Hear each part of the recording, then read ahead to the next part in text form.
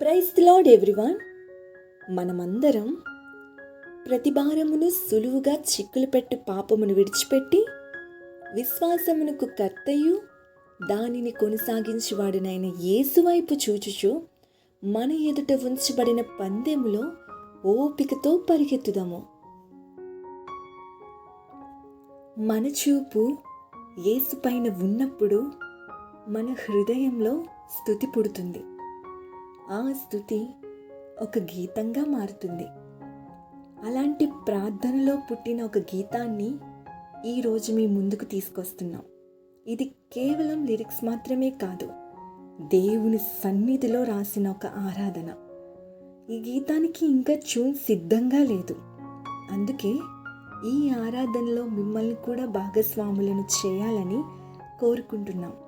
ఈ లిరిక్స్ను ప్రార్థనతో చదవండి.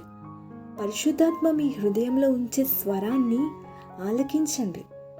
ఆ స్వరంతో ఈ గీతానికి ట్యూన్ కట్టండి. ఇది పోటీ కాదు, ఇది ఆరాధన. ఇది పేరు కోసం కాదు, దేవుని మహిమ కోసం.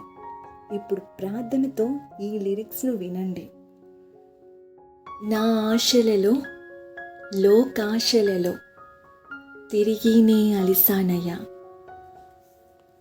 దురాశతో నిరాశగా మిగిలి నిన్నే ఆశ్రయించానయ్యా. నిదానించి చూస్తున్న నీ సిలువ వైపే, నిరాకరించకు ఆశిస్తున్న నీ చెల్లని చూపే.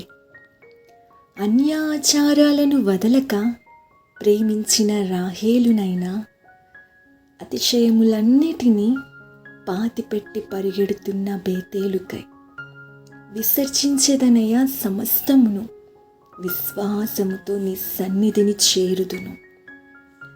అన్య సహవాసం వదలక కోరుకున్న లోతు భార్యనైనా అన్యోన్య సహవాసం నీతో కోల్పోని మగ్ధలేని మరియనై జ్ఞాపకం ఉందయ్యా, వెనుదిరుగను.